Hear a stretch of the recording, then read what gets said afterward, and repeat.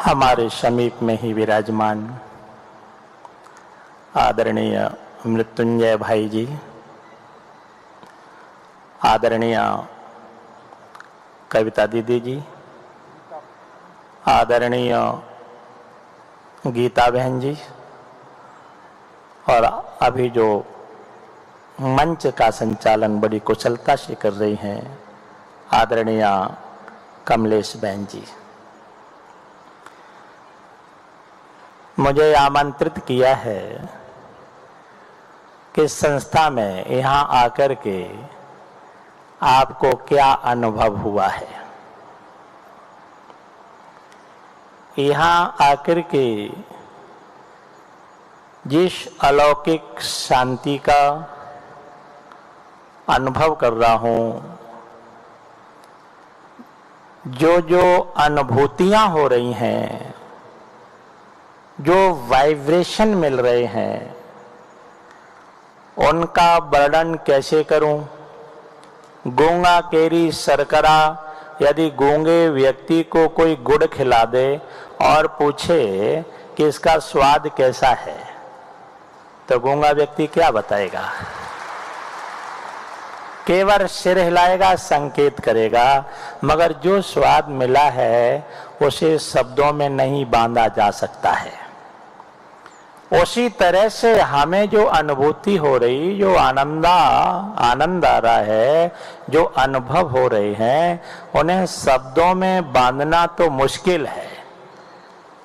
उनकी ओर संकेत अवश्य करेंगे। पहले तो हमें ऐसा देखो, यहाँ देखने में लगा कि इतना बड़ा ये परिसर है। लोग कहते शांति वन है, एक संस्था है, और मुझे लगता है संस्था नहीं, एक शहर है, पूरा का पूरा शहर। और इतने बड़े शहर को मैनेज करने के लिए, व्यवस्थित करने के लिए पूरा का पूरा स्टाफ होता है, और फिर भी शहर में कोई न कोई न्यूनता, हलचल बनी ही रहती है। मगर इस परिसर में आकर के हमने किसी को मालिक देखा ही नहीं। इसका मालिक कौन है यही पता नहीं लगा, इसका प्रबंधक कौन है ये पता नहीं लगा अभी तक। उसके बावजूद भी अब व्यवस्था नाम की कोई चीज नजर नहीं आ रही है। सारी की सारी व्यवस्थाएं हो रही हैं, इतनी साफ सफाई है कि 1000 आदमी लगा दें तो साफ सफाई न हो। इतनी शांति है, सारे के सारे साधक अपनी साधना में लगे हुए हैं, और कहीं अब व्यवस्था नहीं है। भोजन के समय पर भोजन हो रहा है, निवास बहुत बढ़िया, भोजन बहुत बढ़िया, जिसे चाय, दूध, दही जो चाहिए वो समय से उपलब्ध हो रहा है, और ऐसे हो रहा जैसे कोई अदृश्य शक्ति कर रही हो। यहाँ हमने कई अलौकिक वस्तुओं का दर्शन किया है। कहते जिस हॉल में हम बैठे हैं, ये पूरी एशिया का ये पहला ही हॉल है, इतना बड़ा सत्संग हॉल कि इतना विस्तृत है, और जिसके बीच में कोई पाया नहीं है, कोई खम्मा नहीं है। ये अलौकिक है। और उससे भी अलौकिकता एक और है। कहते हैं एक बार दिल्ली से बम्बई एक ट्रेन जा रही थी, वहां 2 माताएं बैठी हुई थी। एक प्रतियोगिता हो रही थी, झूठ की प्रतियोगिता, कि जो सबसे बड़ा झूठ बोलेगा उसे सबसे बड़ा पुरस्कार दिया जाएगा। एक व्यक्ति कहता सबसे बड़ा झूठ मैं बोल सकता हूं। बोले बोलो। बोले दिल्ली से बम्बई ट्रेन जा रही थी और 2 माताएं बैठी हुई थी पास पास में, और दिल्ली से बम्बई तक उन्होंने आपस में कोई बात ही नहीं की। बोले ये सबसे बड़ा झूठ है, हो ही नहीं सकता कि 2 माताएं हों और बात न करें, असंभव है, सबसे बड़ा झूठ था। हमने उस झूठ को भी यहां झूठ पाया कि इस हाल में 25-25 हजार की कैपेसिटी वाला जो सत्संग हाल है, जहां 25-25 हजार लोग बैठे हों, और वहां मंच से एक बार भी अनाउंस नहीं करना पड़ता है आपस में बात मत करो, शांति बनाए रखो, प्रेम से सुनो। ये कहते हमने सुना ही नहीं है। इन लोगों को शांत कौन रखे हुए है? ये भी एशिया का पूरे विश्व का ये आश्चर्य घटना है पूरे विश्व की। इनमें शांति कौन प्रदान किए हुए है? तो देखता हूं कि सारी व्यवस्थाएं ऐसे चल रही हैं। और यहाँ के लोगों से भी मैं मिला। कल जयसिंह भाई के साथ में मैं भ्रमण कर रहा था। ये इंडिया वन जो सब सोलर प्लांट है वहां भी गया। और जो अपने ये जो बिल्डिंग है अपनी बहुत बड़ी आनंद सरोवर है, तपोवन है, ये है, चारों तरफ गया और लोगों से बात भी की। और प्लांट में प्रमुख व्यक्ति थे जो इसमें देख रहे हैं। आप क्या करते? बोले इसको देखता हूं। ठीक है। तो मैं कहा आप तो बहुत बड़ा काम कर रहे हैं। बोले नहीं मैं कुछ नहीं कर रहा हूं। बोले कौन कर रहा? बोले बाबा कर रहा है। यहां जो पत्रिका निकलती है उनके संपादक महोदय से बात हुई। मैं आप ना बहुत अच्छा प्रकाशन कर रहे हैं, बहुत बढ़िया संपादन कर रहे हैं। बोले मैं कुछ नहीं कर रहा हूं, बाबा कर रहा है। अपने जो भोजनालय प्रमुख हैं उनसे मिला। मैं इतने बड़े लोगों की व्यवस्था आप कर रहे हैं, बड़ा गजब का काम कर रहे हैं। बोले मैं कुछ नहीं कर रहा हूं, बाबा कर रहा है। ये मिल्क प्रोडक्ट वाले उनसे भी मैंने बात की, वो भी मथुरा डिस्ट्रिक्ट के ही हैं। मैं आप ऐसे कैसे मैनेज करते इतने लोगों को? किसको दूध चाहिए, किसको छाछ चाहिए, किसको आइसक्रीम चाहिए, बड़ा मुश्किल काम है। बोले मैं कुछ नहीं करता हूं, बाबा करता है। सारे जिन पर विशेष दायित्व है वो सारे के सारे विनम्र दिखाई दिए हैं।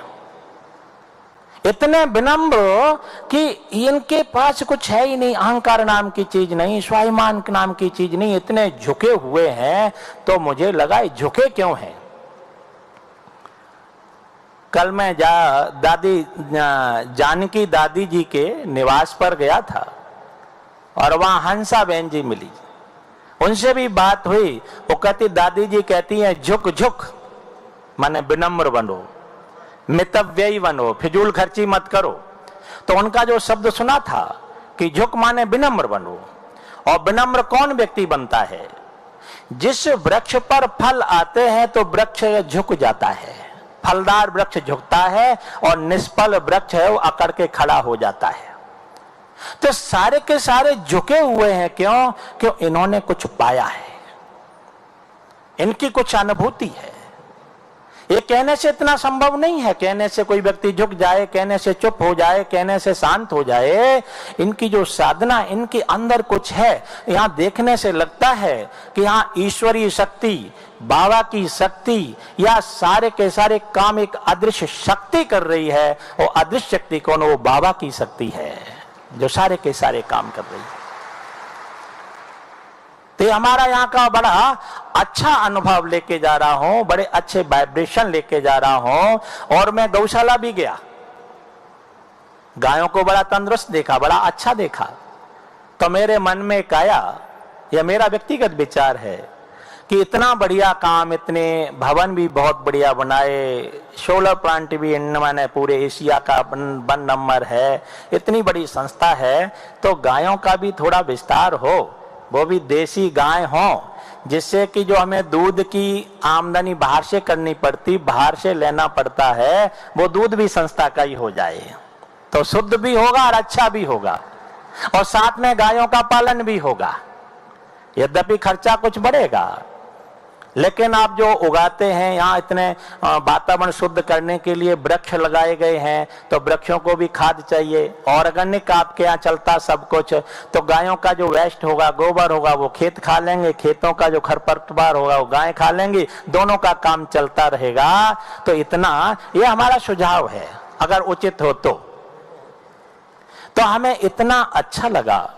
यहाँ व्यक्ति को देख देख के लगता है कि यहाँ के कण कण में बाबा की रूह समाई हुई है। कल बात हो रही थी, हंसा बहन जी कह रही थी ना, ये दीदी चली गई लेकिन ये बता के गई।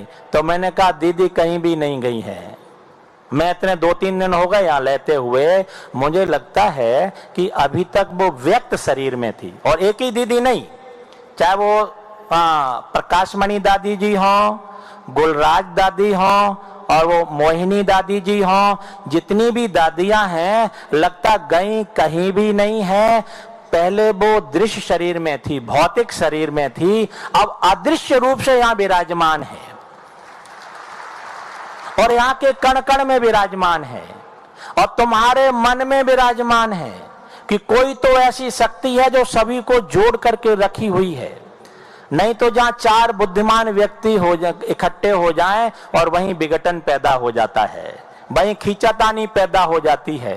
और यहां तो मुझे लगता है कि बुद्धिमानों का समुदाय जितने बैठे हैं, ये क्रीम है, ये जो क्वालिटी है, ये सुप्रीम क्वालिटी बैठी हुई है, सुप्रीम सोल बैठी हुई है, पवित्र आत्माएं बैठी हुई हैं। ये हजारों की संख्या में है और न कहीं अशांति है, न कहीं खींचतान है, न कहीं द्वेष है, न कहीं ईगो आ रहा है। ये कौन कर रहा है? ये कोई शक्ति है, अदृश्य शक्ति है, जो तुम सबको सबके हृदय में विराजमान है। उसका मैं अनुभव कर रहा हूं, उसका आप भी अनुभव कर रहे हैं। और इससे बड़ा आश्चर्यचकित क्या हो सकता है? इससे बड़ा अनुभव क्या हो सकता है? इससे बड़ी दिव्यता क्या हो सकती है? और ये भी क्यों है कि जो पवित्रता के संस्कार दिए गए हैं, मैं तो सोचता था शायद मंच से ही पवित्रता का उद्घोष हो रहा होगा। जब व्यक्तिगत लोगों से मिलता हूं तो जिसके मुख से निकलता है, बोले बाबा ने कहा ब्रह्मचर्य का पालन करो, पवित्र बनो, और घर द्वार छोड़ करके और यहाँ साधना में लगे हुए हैं। ब्रजमोहन भाई जी से बात हो रही थी, वो कह रहे थे कि घरवार छोड़ करके पवित्र होना तो बहुत आसान काम है। हम एक अभिनव प्रयोग कर रहे हैं कि जो व्यक्ति परिवार के बीच में रह रहा है, घर गृहस्थी के बीच में रह रहा है, और घर गृहस्थी के बीच में रह कर के पवित्र जिंदगी जिए, पवित्र जीवन जिए, पवित्र साधनाएं करे, ये हम प्रयोग कर रहे हैं। और ये एक अद्भुत प्रयोग है, एक महान कार्य है। राजमार्ग पर चलना तो आसान काम है, रोड के ऊपर तो कोई भी दौड़ सकता है, लेकिन कंटका कीर्ण मार्ग में चल करके, जिस मार्ग में कांटे बिछे हों, उस मार्ग से व्यक्ति चलता भी जाए, दौड़ भी जाए और कांटे न चुभें, ये विशेषता है। जहां उस नाविक की नाव कुशलता क्या, जो धाराएं प्रतिकूल न हो। कुशल नाविक कौन है कि प्रतिकूल धाराओं में सुरक्षित नौका को निकाल के ले जाए, वो नाविक अच्छा होता है। उसी तरह से कंटका कीर्ण मार्ग में चल जो कुशल निकल जाए, वो पथिक अच्छा होता है। इसी तरह से घर गृहस्थी में रहते हुए जो पवित्र जीवन जिए, जो पवित्र है, जो ब्रह्मचार्य का पालन कर सके, वो साधक अच्छा है। और यह सारा का सारा कार्य ये ब्रह्मा कुमारी संस्था ने, बाबा ने, दादियों ने, दीदियों ने, बहनों ने बखूबी निभा दिया है, बखूबी कर रहे हैं। ये सारे के सारे धन्यवाद के पात्र हैं, सारे के सारे आदर के पात्र हैं। यह मेरा छोटा सा अनुभव था। इन्हीं शब्दों के साथ वाणी को विराम देता हूं। ओम शांति।